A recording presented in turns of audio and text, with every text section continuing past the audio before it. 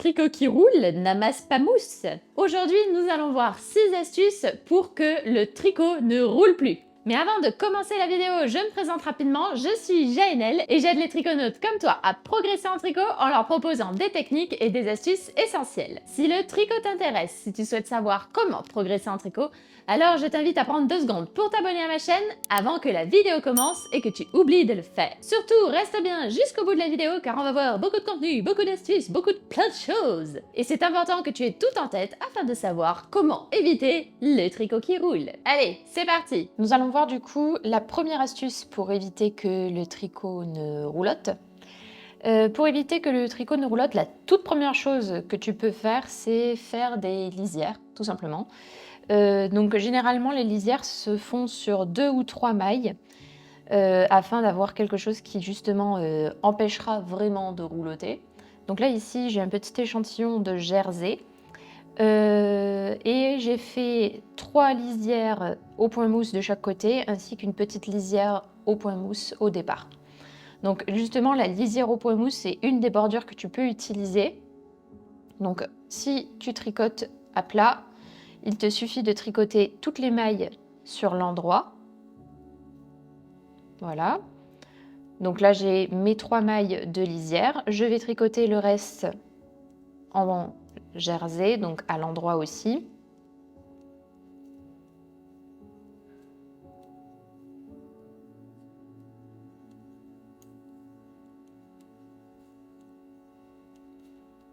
Voilà.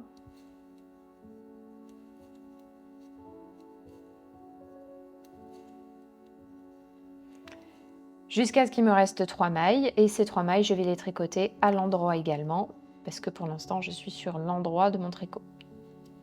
Je tourne, et je vais tricoter l'envers. Donc je vais tricoter 3 mailles à l'endroit, qui sont toujours mes mailles de lisière. 2, 3. Et là, je vais passer mon aiguille devant pour tricoter mon jersey à l'envers. Je rappelle qu'à plat, le jersey, c'est un rang à l'endroit, un rang à l'envers.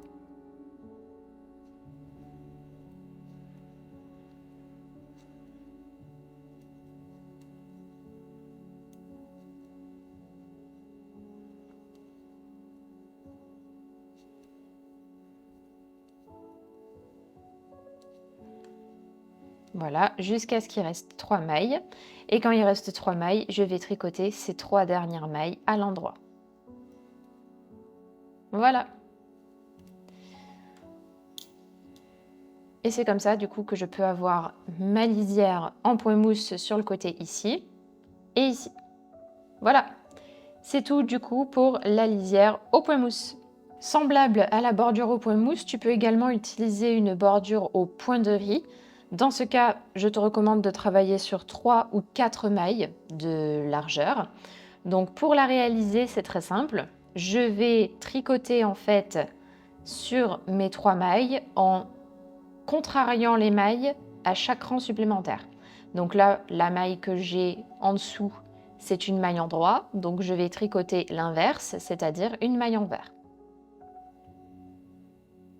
La maille suivante, c'est une maille envers, je la reconnais parce qu'il y a la bosse ici à la base de ma maille. Donc je vais la tricoter à l'endroit. Ici, à nouveau, j'ai un petit V, ce qui signifie que c'est une maille endroit. Je vais donc tricoter ma maille à l'envers. Ma lisière se fait sur 3 mailles, donc là, j'ai terminé ma lisière en point de riz. Je vais pouvoir commencer à tricoter en jersey normalement, jusqu'à ce qu'il reste 3 mailles.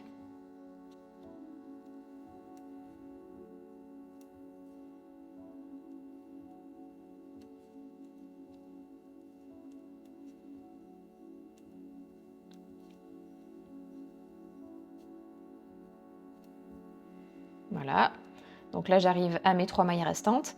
La première maille que j'ai est une maille envers, je le reconnais parce qu'il y a la bosse horizontale à la base. Je vais donc tricoter cette maille à l'endroit.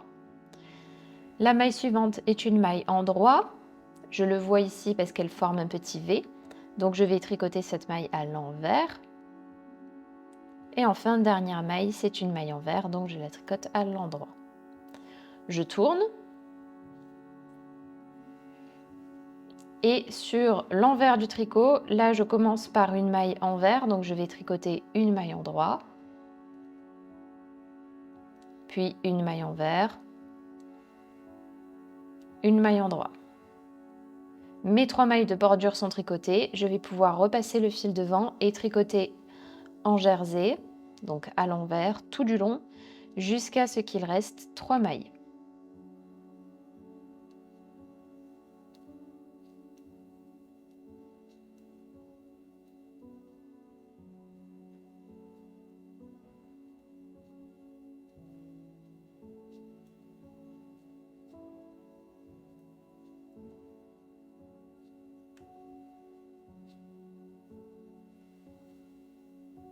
Et quand il reste 3 mailles, du coup, là j'ai une maille endroit, donc je la tricote à l'envers, une maille envers, donc je la tricote à l'endroit, une maille endroit, donc je la tricote. Enfin, dernière bordure lisière qui est super sympa à travailler, c'est la bordure en maille glissée.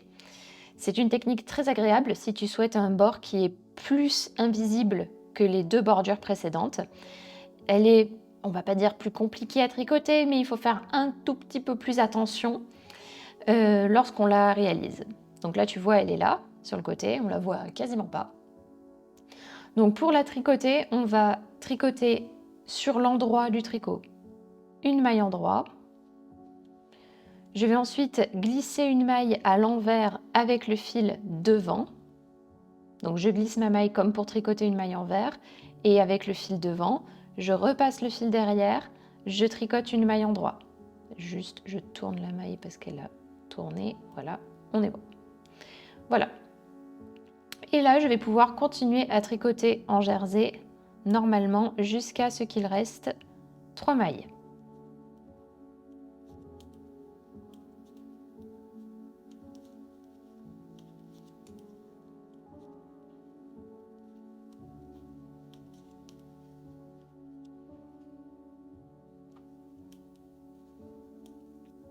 Voilà. Lorsqu'il reste 3 mailles, je vais terminer en tricotant une maille à l'endroit. Je glisse une maille avec la laine devant comme pour tricoter une maille envers et je repasse mon fil derrière pour tricoter une maille endroit. Voilà. Là, je tourne.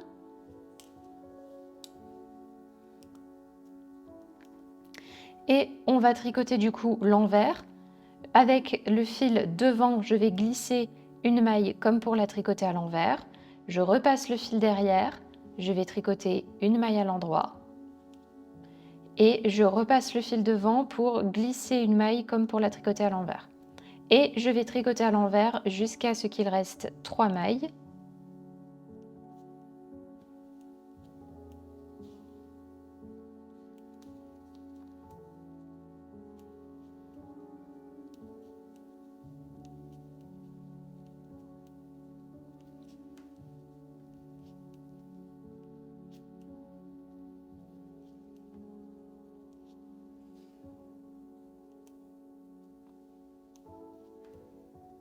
Voilà. Et quand j'arrive sur mes 3 mailles, je glisse une maille comme pour la tricoter à l'envers avec le fil devant. Je repasse le fil derrière, je tricote une maille à l'endroit. Et je repasse le fil devant pour glisser la maille comme pour tricoter une maille envers. Et on va répéter ainsi tout du long. Voilà. Donc j'aime bien cette petite bordure parce que vraiment elle permet d'avoir un bord qui est vraiment invisible. Par contre, ben déjà, il faut faire une bordure aussi en bas parce que si on ne fait pas de bordure en bas, ben voilà, ça roulotte en bas. Sur les côtés, ça roulotte pas, mais sur en bas, ça roulotte un petit peu parce que je n'ai pas fait de bordure, j'ai attaqué directement. Par contre, il faut quand même que tu saches que cette bordure-là en maille glissée est un peu plus épaisse que le reste du tricot. C'est pas vraiment un inconvénient, mais c'est important à savoir parce que à cet endroit-là, on sent que c'est plus épais. Voilà. Ici, sur les bords, on sent que c'est plus épais que ici. Donc, il faut que tu saches qu'il y a une différence d'épaisseur entre les deux. Voilà, c'est tout du coup pour la bordure en maille glissée. La deuxième solution pour éviter que le tricot ne roulotte, c'est de choisir un point différent du jersey. Le point de jersey, c'est le point qui fait que ton tricot s'enroule. Et ça peut paraître bête comme chou, mais si le point de jersey n'est, comment dire, si c'est le point de jersey qui pose problème, la solution la plus simple consiste tout simplement à changer de point pour, je sais pas, pour l'ouvrage que tu souhaites réaliser. Généralement, on s'en aperçoit pour des écharpes. Donc tu peux faire par exemple ton écharpe en point mousse, tu peux faire ton écharpe avec en côte, tu peux faire ton écharpe en point de riz. Cependant, c'est vrai que du coup, on s'empêche de tricoter du jersey pour cette raison. La solution, si vraiment tu souhaites tricoter du jersey pour faire une écharpe par exemple, ça va être d'utiliser la technique du jersey dit réversible. C'est aussi appelé le tricot double. Le tricot double, il n'est pas compliqué à tricoter, il demande juste un tout petit peu d'organisation. Pour le faire, il va falloir monter un nombre pair de mailles. Donc pair, c'est 2, 4, 6, 8, 10, 12, 24, 26, 28, 30, 52, voilà, etc., etc. Et on va tricoter de cette façon tout du long. Donc je t'explique, je te montre. Je commence par tricoter une maille à l'endroit. Puis je vais glisser une maille à l'envers avec le fil devant. Donc je place mon fil devant, je glisse une maille comme pour la tricoter à l'envers, je repasse mon fil derrière, je tricote une maille à l'endroit. Et on va faire ainsi tout du long. Donc je repasse mon fil devant, je glisse une maille comme pour tricoter à l'envers, je tricote à l'endroit. Je repasse le fil devant, je glisse une maille comme pour la tricoter à l'envers, fil derrière, maille à l'endroit. Et on fait ainsi tout du long.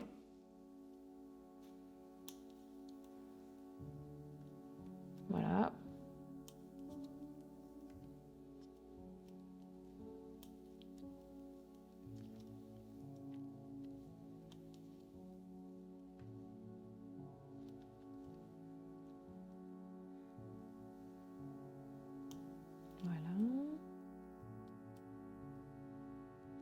Voilà. Donc on termine avec laine devant, on glisse la maille comme pour la tricoter à l'envers, je garde bien ma laine du cou, je tourne et au rang suivant, on tricote exactement la même chose. Donc maille endroit, laine devant, glisse, laine derrière, tricote, laine devant, glisse, laine derrière, tricote, laine devant, glisse, laine derrière, tricote, etc., etc. Voilà.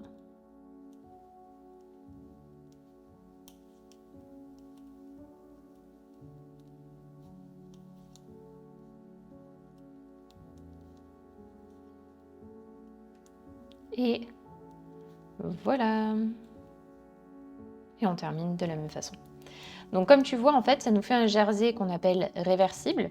Parce que regarde, j'ai jersey d'un côté, jersey de l'autre. Et quand je dis jersey, c'est petit V d'un côté, petit V de l'autre. On n'a pas l'envers du jersey comme ici. On n'a pas l'envers du jersey. Donc là, on a le jersey en droit. Et quand je tourne sur l'envers, on a l'envers du jersey, ici. Mais là, en fait, j'ai jersey en droit des deux côtés. Voilà, c'est pour ça qu'on appelle ça le jersey réversible. C'est une technique qui s'appelle aussi du coup jersey double. Et il est appelé de cette façon parce qu'en fait, on va avoir deux couches de tricot et les mailles en fait glissées vont se retrouver derrière, ce qui fait qu'en fait, on va avoir une double épaisseur de tricot. C'est aussi un intérêt pour les écharpes parce qu'en fait, on tricote comme deux épaisseurs de tricot, donc ça rend le jersey plus épais et donc plus chaud, du coup aussi forcément. Donc par contre,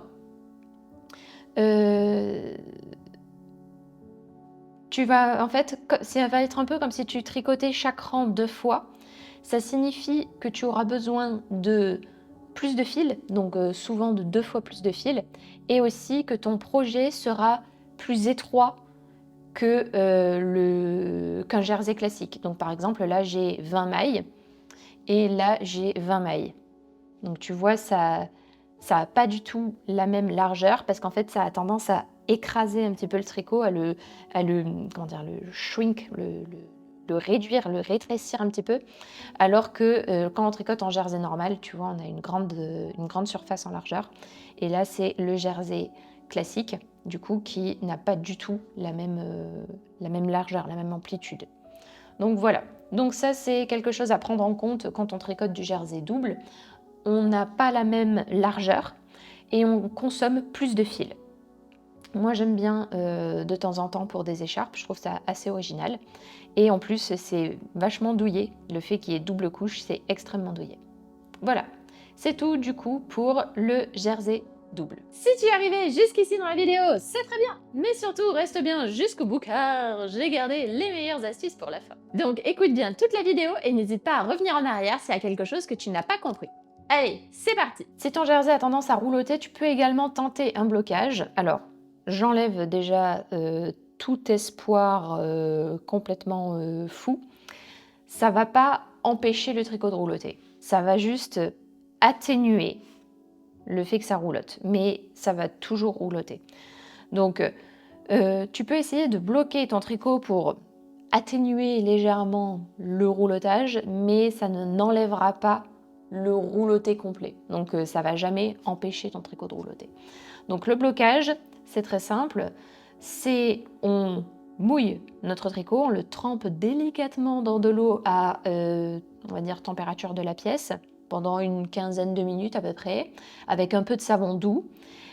Surtout, on ne le remue pas, on ne fait pas comme ça, comme si on faisait une tâche comme ça. Non, non, non, surtout pas. On le met dans de l'eau un petit peu savonneuse, plouf, on l'oublie pendant 15 minutes, on revient le chercher et on le presse soigneusement entre ses mains. Quand je dis presse, je ne dis pas essorer comme une serpillière, mais bien juste presser délicatement, toujours délicatement. Et après on va enlever l'excédent d'eau, on peut l'enlever par exemple avec une serviette, et après on va placer notre tricot à plat, donc soit sur des tapis de blocage faits pour ça, soit sur par exemple un tissu étendu, il y en a même qui le font sur leur lit, pourquoi pas. Par contre si tu le fais sur le lit, prévois des serviettes dessous pour pas t'endormir dans les draps humides le soir. Voilà, petit conseil. Ce processus, il est connu sous le nom de blocage. Une fois le tricot sec, il doit conserver sa forme, plus ou moins, jusqu'à ce qu'il soit à nouveau mouillé. Cependant, donc comme je disais, le blocage pourra enlever une partie du roulotage de ton tricot, mais il ne pourra pas tout réparer, parce que le point de jersey bloqué va toujours s'enrouler un peu et il va toujours au bout d'un moment se réenrouler avec le temps. Donc là, ça fait par exemple, ça c'est un échantillon qui a été bloqué. Ça fait, du coup là il est sec, il est resté 24 heures bloqué. Donc si je l'enlève, tu vas voir que, voilà, tu vois qu'il se met déjà à rouloter. Voilà. Voilà. Donc on a supprimé une partie du bouclage, mais il roulotte toujours un petit peu. Il roulotte toujours un petit peu parce que ben voilà, c'est en fait le jersey, c'est la nature même du jersey de s'enrouler, aussi bien comme ça là en haut et en bas que sur les côtés, comme ça. Donc du coup, le blocage permet de, on va dire, atténuer, mais il ne permet clairement pas de supprimer le roulotage. Donc si tu espères supprimer un tricot qui roulotte grâce au blocage, ne mets pas trop d'espoir là-dedans, ça sera pas possible. Voilà, parce que c'est la nature même du point d'être comme ceci.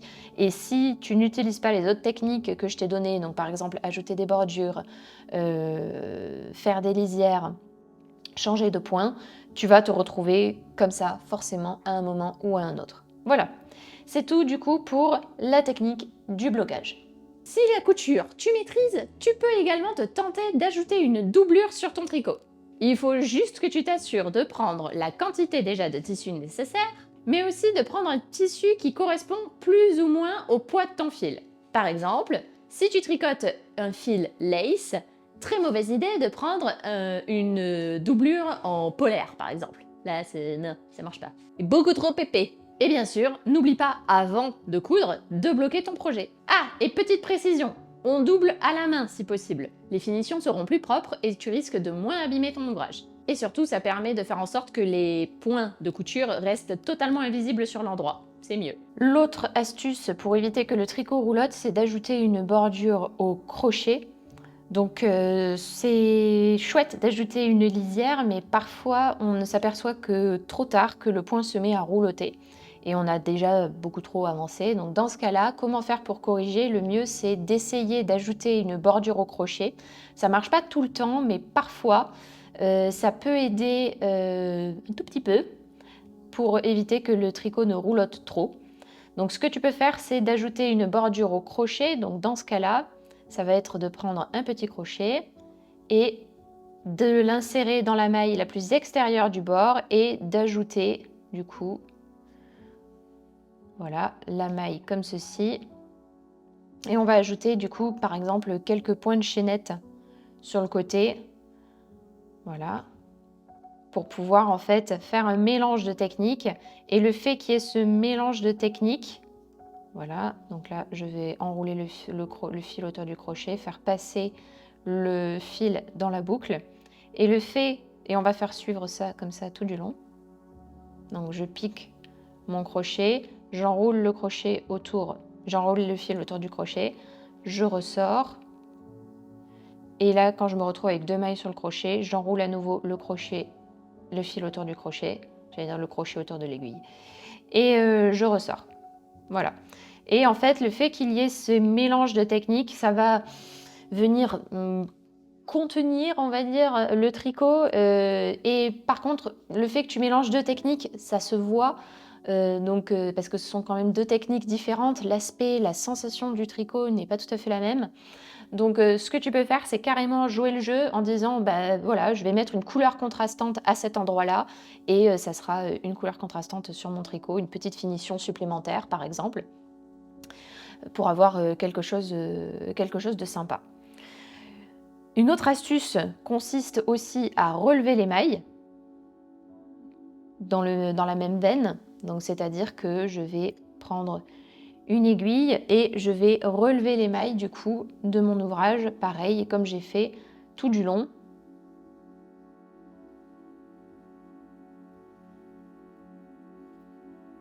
Donc je vais juste laisser le crochet là pour pas avoir les mailles qui partent. Voilà. Donc je vais relever les mailles avec une aiguille à tricoter. Donc c'est le même système en fait que le crochet. Je vais venir relever les mailles.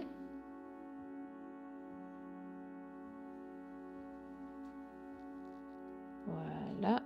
Et en fait, je vais, après par exemple, je pourrais tricoter par exemple une petite bordure sympa. Donc soit en dentelle, soit en point texturé. En tous les cas, un point qui n'est pas du jersey pour éviter qu'il ne roulotte. Donc par exemple du point de riz, ça marcherait bien. Voilà.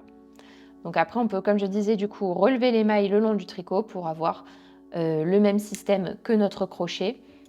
Et du coup avoir quelque chose qui ne roulotte plus beaucoup. Voilà, c'est tout du coup pour l'astuce de la bordure. Dernière astuce pour éviter que le tricot ne roulotte, c'est de tricoter avec des aiguilles plus grosses.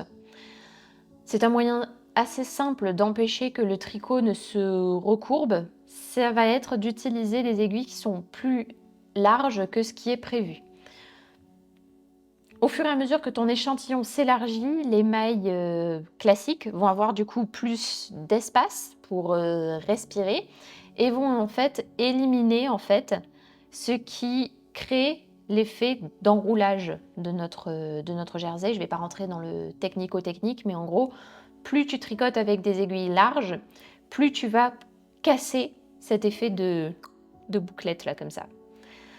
Parce que tes mailles vont avoir suffisamment de place et en fait, un simple blocage du coup fixera hyper facilement les petites ondulations qui pourraient rester potentiellement. Cependant, il faut que tu saches que ça va modifier fondamentalement le drapé de ton tricot. Forcément, tricoter avec des aiguilles plus épaisses, ça va rendre ton échantillon plus souple. mais ça va aussi le rendre moins chaud parce qu'il sera moins dense. Donc attention à cela, c'est un choix qui aura des conséquences, donc fais bien attention si tu choisis de choisir cette technique-là. Voilà, c'est tout du coup pour la 6e technique. Maintenant que tu sais comment éviter que ton tricot ne roulotte, il te faut savoir comment tricoter du jersey à la perfection. Et c'est pour ça que j'ai fait cette vidéo dans laquelle je te dis étape par étape comment tricoter du jersey parfaitement. Je t'invite donc à cliquer sur cette vidéo, elle est 100% gratuite et cela te permettra de poursuivre ton apprentissage. Merci de m'avoir écouté et à tout de suite dans cette vidéo.